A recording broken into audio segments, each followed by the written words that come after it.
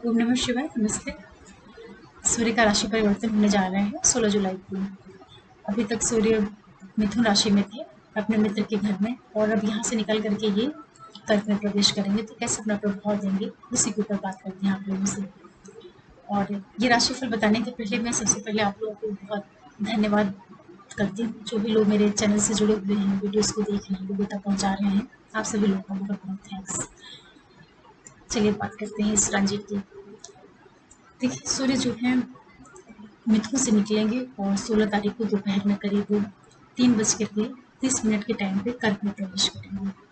और कर्क जो है चंद्रमा की राशि है, उनके मित्र की राशि है। तो ऐसे देखा जाए तो सूर्य अच्छी जगह जा रहे हैं। और काल पुरुष की दृष्टि से अगर इनका विचार किया जाए तो ये पंचम के मालिक होते हैं, जहाँ इनकी सिंह की राशि होती है। त्रिकोण के मालिक होकर के केंद्र स्थान में जाएंगे। अप्रत्यक्ष रूप से जो उनका प्रभाव होगा वो अच्छा होना चाहिए, क्योंकि चंद्रमा इनके मित्र का घर है, तो वहाँ से भी इनको बल मिलेगा, सपोर्ट मिलेगा। लेकिन ये ज़रूर है कि दोनों ग्रहों का जो स्वभाव है, सूर्य जो है आत्मा है, चंद्रमा मन है। तो इस दृष्टि से देखा जाए तो सूर्य अच्छा प्रभाव देंगे, क्योंकि मन और आत्मा जब एक साथ किसी के संयुक्त होगी। और ये हर एक लगन और राशि वालों के लिए ये जो रूल है लागू होगा कि सूर्य कर्क के घर में जा रहे हैं, मतलब कि आत्मा मन में जा रही है। आत्मा और मन का एक तरीके का समन्वय होगा। ये अलग है कि चंद्रमा अपने ढंग से ट्रांजिट करते रहेंगे, लेकिन फिर भी सूर्य अच्छा परिणाम देने का प्रयास करेंगे। और ये जो ट्रांजिट 1 महीने के लिए रहेगा, और 16 जुलाई से लेकर के पूरा अप्रैल तक, सॉरी अगस्त तक रहेंगे सूर्य यहाँ पे, 15-16 अगस्त तक। तो ये जो पूरा 1 महीने का टाइम पीरियड होगा, उन लोगों के लिए बहुत ज़्यादा प्रभावी हो सकता है जिनकी प्रेजेंट टाइम में सूर्य की ही महादशा अंतर्या प्रत्यंता चल रही होगी, और उनकी कुंडली में सूर्य अगर योग कारक बन के बैठे होंगे, अच्छे स्थान पे बैठे होंगे, अच्छे ग्रहों से दृष्ट होंगे, कुछ राजयोग बना करके अगर बैठे होंगे, तो 1 महीना के आपकी लाइफ में कुछ बहुत ही बड़ा बदलाव ला सकता है, या आपकी लाइफ को शेप दे सकता है। ऐसे आप सूर्य के गोचर को समझ सकते हैं। और यहाँ पर सूर्य का जो ट्रांजिट होगा वो 3 नक्षत्रों से होकर के गुजरेंगे। एक तो पुनर्वसु रहेगा, उसका एक चरण रहेगा, और पुष्य शनि के नक्षत्र से जाएंगे, और आश्लेषा बुध के नक्षत्र से। तो कहने का तात्पर्य ये है कि आपकी कुंडली में जहाँ पे गुरु, शनि और बुध की राशियां होंगी, और ये तीनों प्लैनेट जहाँ पे प्लेस्ड होंगे, वो सारे हाउसेस से भी मिल करके आपको एक प्रभाव देखने को मिलेगा। क्योंकि सूर्य जब नक्षत्रों के थ्रू होकर के आगे बढ़ेंगे, तो ये आपके इन ग्रहों के, जो आपके गुरु बुध शनि है, इनके ऊपर भी प्रभाव डालेंगे, उन ग्रहों को भी एक्टिवेट करेंगे। और वहाँ पे जो राशियां हैं, उन ग्रहों की जो राशियां हैं, उनसे संबंधित भी ये परिणाम निकाल निकाल के लेके आएंगे। क्योंकि कहने के लिए तो ग्रह जिस राशि से होके मूव कर रहा है, वहाँ का तो परिणाम देगा ही देगा। मतलब कि कर्क जो राशि है, जो कि आपके सुखों की राशि है, आपकी मदर की राशि है, जनता का भी भाव होता है ये। तो इन सारी चीज़ों को तो सूर्य बढ़ाने का काम करेंगे ही करेंगे, लेकिन जिन नक्षत्रों से होकर के जाएंगे, उन भावों को भी ये प्रभावित करेंगे, वहां से भी ये परिणाम आपको दिखाएंगे। ऐसे आप समझिए।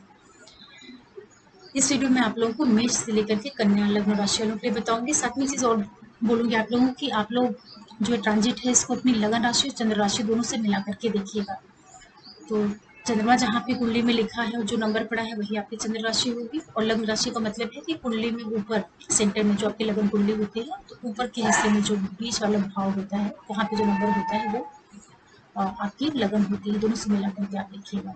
चलिए सबसे पहले बात करते हैं मेष वालों के लिए।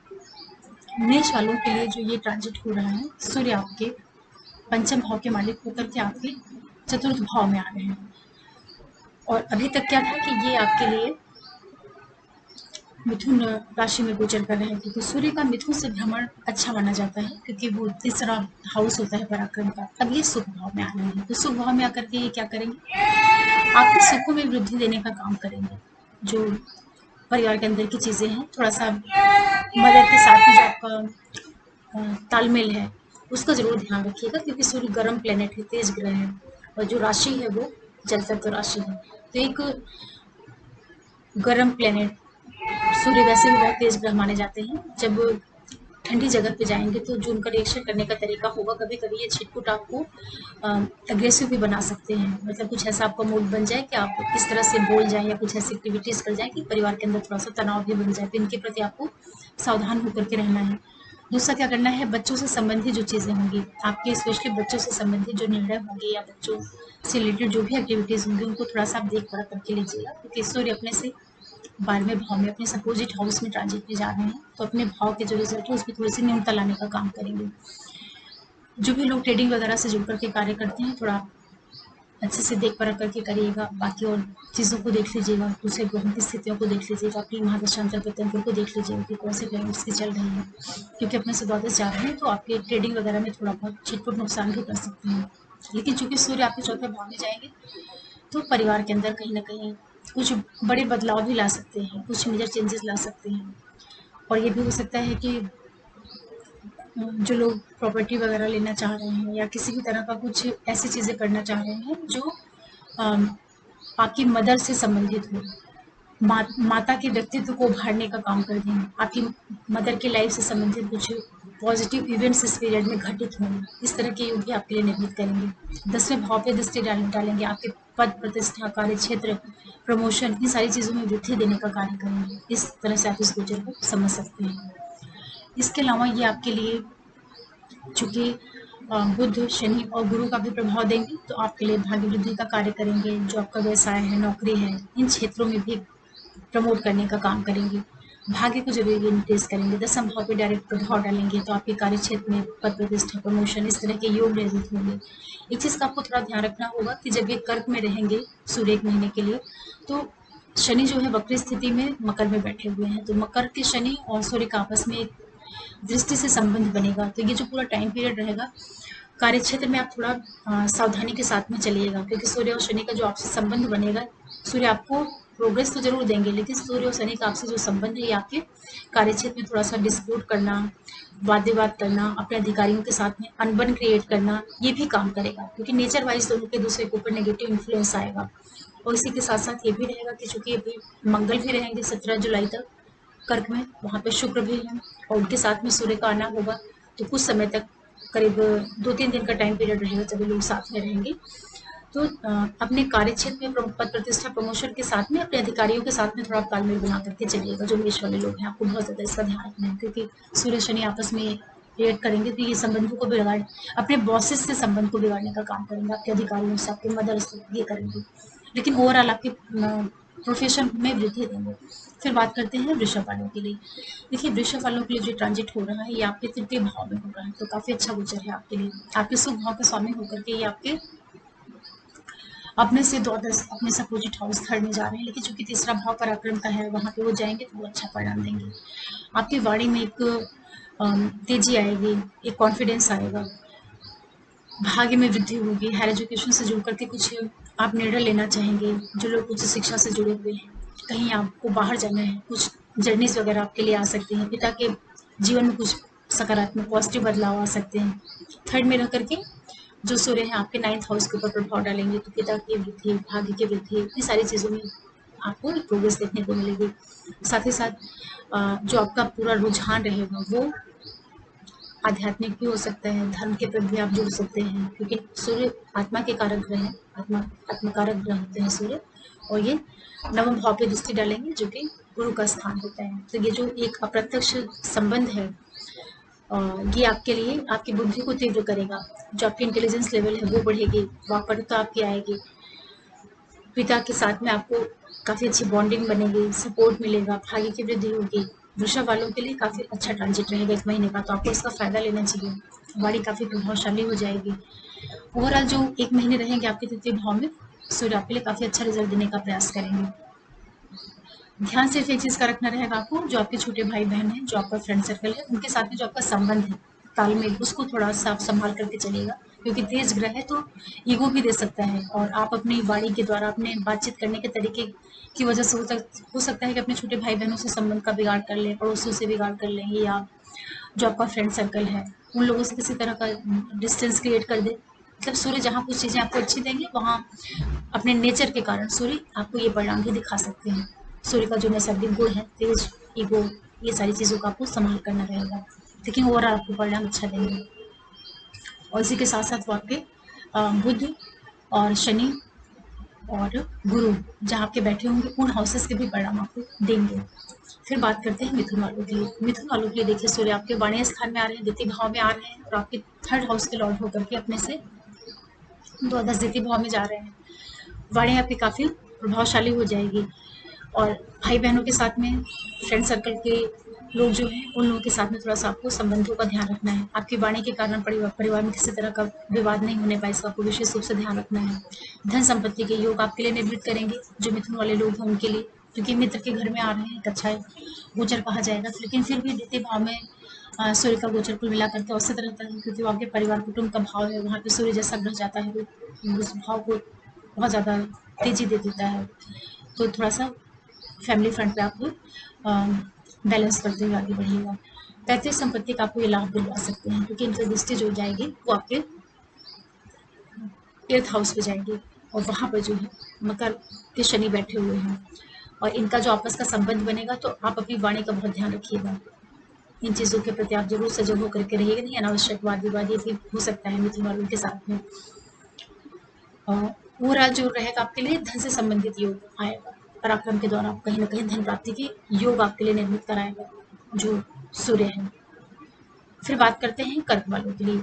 अगर कहा जाए मिथुन के लिए तो कुल मिलाकर के मध्यम रिजल्ट रहेगा, क्योंकि द्वितीय भाव का सूर्य है, तो आपकी आइज का थोड़ा ध्यान रखिएगा, आंखों में कुछ परेशानियां आ सकती हैं, ये सारी चीजें आपके साथ हो सकती हैं। लेकिन ये है कि बहुत एक्सीलेंट गोचर आपके लिए नहीं कहा जाएगा। कर्क की बात करते हैं। कर्क वालों के लिए सूर्य आपके लग्न स्थान में आ रहे हैं, द्वितीय के मालिक होकर के लग्न स्थान में आ रहे हैं। आपको धन प्राप्ति के योग निर्मित होंगे, कहीं ना कहीं से अनावश्यक आपको धन का प्रवाह बढ़ेगा, क्योंकि वहाँ पे मंगल भी है, शुक्र भी है, तो आपके लिए काफी अच्छा गोचर रहेगा। लग्न स्थान से सूर्य का ट्रांजिट रहेगा। थोड़ा सा अपने उसका ध्यान रखिएगा, आपकी जो आपका मेंटल हेल्थ है, जैसे कि जो आपका मस्तिष्क वाला एरिया है, किसी तरह का सर दर्द, ये सब चीज़ें भी थोड़ा बहुत दे सकते हैं सूर्य आपको, तो इनका आपको विशेष रूप से ध्यान देना है। लेकिन ये जरूर है कि समाज में आपकी मान प्रतिष्ठा पर बुद्धि ये सारी चीज़ें होंगी, क्योंकि आपके लग्न आपके शरीर में सूर्य आ रहा है, तो आपको शाइन देगा, आपकी पर्सनालिटी में एक निखार लाएगा,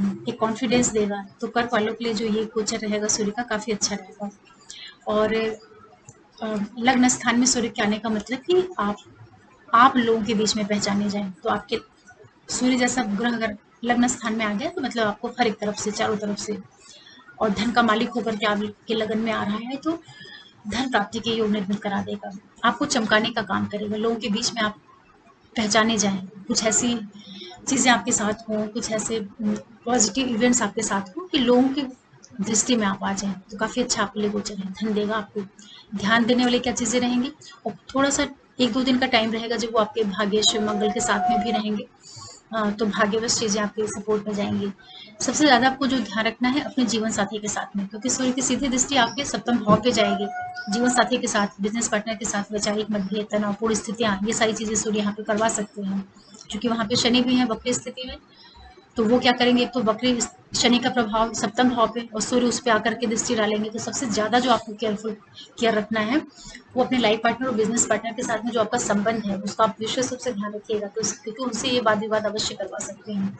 सूर्य का एक ही काम होता है, जहाँ एक तरफ वो चीज़ों को बहुत शाइन देते हैं, लेकिन अपने ईगो के कारण रिलेशंस के ऊपर वो नेगेटिव इफेक्ट देते हैं। तो आपका जो रहेगा जीवन साथी बिजनेस पार्टनर के साथ में सफाई करना है। लेकिन ओवरऑल आपको धन के योग अच्छे करवा देंगे, धन कहीं ना कहीं से आपकी लाइफ में जरूर आएगा, प्रतिष्ठा में वृद्धि के योग मिलेंगे। फिर बात करते हैं सिंह वालों के लिए। आपके लिए लग्नेश होकर के द्वादश स्थान में आ रहे हैं।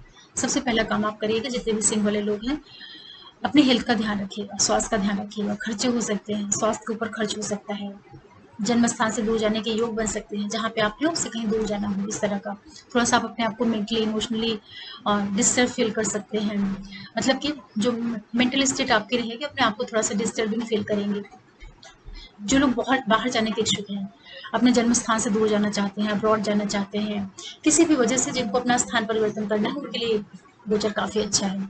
ये जरूर है कि आपका कोई पहले से रोग होगा, ऋण होगा, शत्रु होगा, वो आपके कम होंगे। रोग ऋण शत्रु में ये ट्रांजिट आपको 1 महीने का काफी अच्छा परिणाम देगा, आपके शत्रुओं का नाश कर देगा। ये सारी चीजें आपके लिए अच्छी रहेंगी। स्वास्थ्य का आपको ध्यान रखना है, हेल्थ का बहुत ज्यादा ध्यान रखना है सिंह वालों के लिए। क्योंकि लग्नेश होकर के आपके द्वादश भाव में जा रहे हैं। और एक चीज़ का और भी ध्यान रखना है कि जहाँ पे आप सर्विस करते हैं, चाहे आप प्राइवेट सर्विस में या गवर्नमेंट सर्विस में या आप सर्विस प्रोवाइडर हैं, अपने रिलेशंस को आप मेंटेन करिएगा कि सूर्य आपके 12th हाउस में है और 6वें भाव में वक्री शनि है। इन दोनों का जो दृष्टि से संबंध बनेगा, ये आपके अधिकारियों से, हर उस व्यक्ति से जो जिनसे आप अपना कार्य व्यवसाय कर रहे हैं। कार्य व्यवसाय का मतलब है कि अगर आप सर्विस कर रहे हैं तो जहाँ पे आपके साथ के कलीग्स हैं, या आप किसी प्राइवेट जॉब से जुड़ करके कार्य कर रहे हैं, तो जिन लोगों के साथ में डील करते हैं उनके साथ में संबंधों का बहुत ज़्यादा ध्यान रखिएगा। सिंह वालों को सिर्फ इसी का विशेष रूप से ध्यान रखना है। एक तो आप अपने स्वास्थ्य का, खर्चों का और संबंधों का ध्यान रखिएगा जहाँ आप सर्विस करते हैं। सिंह वालों के लिए गोचर औसत है। फिर बात करते हैं कन्या वालों के लिए। कन्या वालों के लिए देखिए, सूर्य आपके द्वादश भाव के मालिक होकर के आपके इनकम के भाव में आ रहे हैं, इच्छा पूर्ति के भाव में आ रहे हैं। तो जितनी भी आपकी इच्छाएं हैं, समस्त इच्छा पूर्ति, उसमें सारी चीज़ें आ जाती हैं। चाहे वो आपका फाइनेंस है, आपके जो फ्रेंड सर्कल है, जो आपके सिबलिंग्स हैं बड़े, जो आपका हायर अथॉरिटी से जुड़ा हुआ रिलेशन है, हायर अथॉरिटी से जुड़े हुए जो लोग होते हैं, वो सारी चीज़ों में कहीं ना कहीं थोड़ी सी कमी कर सकते हैं, क्योंकि एक तो अपने से द्वादश आ रहे हैं। कुछ खर्चे की स्थितियां भी आपके लिए निर्भर कर सकते हैं कि जो भी आपने पैसे वगैरह इकट्ठे किए, उनमें कुछ खर्च हो जाए। ये इस तरह का योग आपके लिए कराएंगे। लेकिन ये है कि जब यहाँ पे शनि आएंगे, सूर्य आएंगे आपके 11th हाउस में कन्या वालों के लिए, तो सीधे आपके संतान पक्ष पे दृष्टि डालेंगे। बच्चों को कुछ नेम फेम पद प्रतिष्ठा दिलवा सकते हैं, बच्चों से संबंधित उनके करियर वगैरह से रिलेटेड कुछ ग्रोथ दे सकते हैं।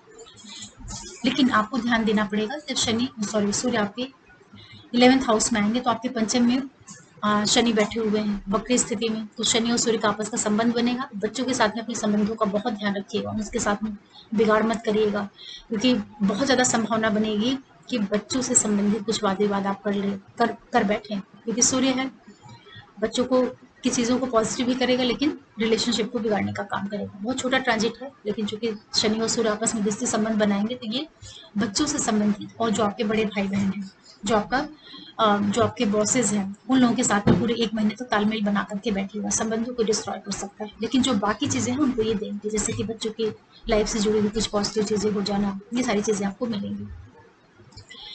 ये ज़रूर है कि सूर्य आपके एकादश भाव में आ रहे हैं, तो एकादश का गोचर काफ़ी अच्छा होता है। मित्र के घर में आ रहे हैं, तो ये आपके लिए नेम फेम, पद प्रतिष्ठा, इनकम, ये सारी चीज़ें लेके आएंगे। इन चीज़ों में आपकी कमी नहीं आने पाएगी। तो ओवरऑल जो ये गोचर रहेगा, कन्या वालों के लिए काफ़ी अच्छा रहेगा, कन्या के लिए अच्छा रहेगा और वृषभ के लिए अच्छा रहेगा। कन्या, वृषभ के लिए और कर्क के लिए, इन सभी के लिए गोचर काफ़ी अच्छा रहेगा। मेष वालों के लिए औसत रहेगा, और मिथुन के लिए और सिंह के लिए। मेष को फिर भी पद प्रतिष्ठा दिलाएंगे, लेकिन स्वास्थ्य की दृष्टि से जो एक्सीडेंट गोचर रहेगा वृषभ के लिए और कर्क के लिए और कन्या के लिए।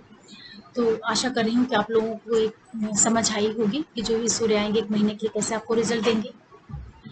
और सूर्य जैसा ग्रह अपने मित्र के घर में आ रहा है, तो ये है कि ओवरऑल जो इनका परिणाम देने का तरीका रहेगा अच्छा रहेगा, क्योंकि मित्र क्षेत्रीय है और केंद्र स्थान होता है कर्क का, तो ये आपको परिणाम तो अच्छा ही देंगे, इसमें कोई कमी नहीं है। लेकिन चूंकि जिस भाव से वो करके गुजरेंगे, तो जिन राशियों के लिए वो भाव उतना सपोर्टिंग नहीं है, जैसे कि 12वां भाव है, चतुर्थ भाव है, 4, 8, 12 से कोई भी ग्रह जाता है तो बहुत अच्छा परिणाम नहीं देता है। लेकिन मित्र क्षेत्रीय है तो थोड़ा सा पूरा 100% बिगाड़ भी नहीं करेगा।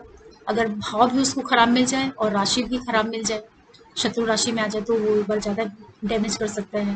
लेकिन चूंकि 4, 8, 12 से जहाँ पे भी जाएंगे तो उतना फ्रूटफुल रिजल्ट नहीं रहेगा, फिर भी कुल मिलाकर के बैलेंस ही रिजल्ट रहेगा। बहुत नेगेटिव परिणाम सूर्य नहीं देंगे यहाँ पे, क्योंकि मित्र के घर से इनका ट्रांजिट रहेगा।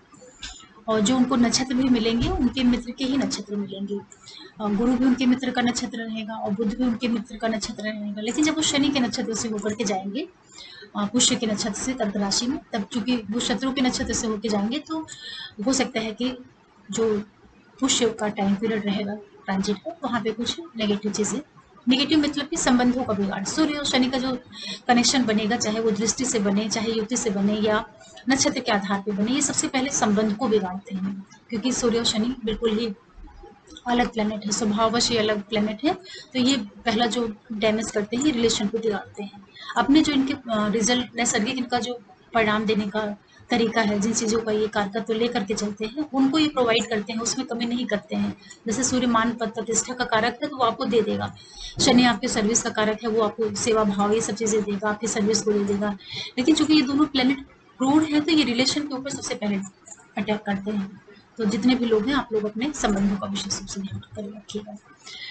आशा कर रही हूँ कि सूर्य का गोचर आपको समझने में थोड़ी हेल्प मिली होगी, और मैं आप लोगों को बधाई दूंगी कि आने वाला जो ये गोचर है सूर्य का, आप लोगों को नियम प्रतिष्ठा लेके आए, क्योंकि सूर्य शनि का आपस में संबंध युति बनेगी, तो हो सकता है कि सर्विस से संबंधित कुछ परिणाम आप लोगों को देखने को मिले, जॉब से रिलेटेड, व्यवसाय से रिलेटेड। और वैसे भी वक्री शनि चल रहे हैं अभी मकर में, तो ये कुछ परिवर्तन भी करवा सकते हैं।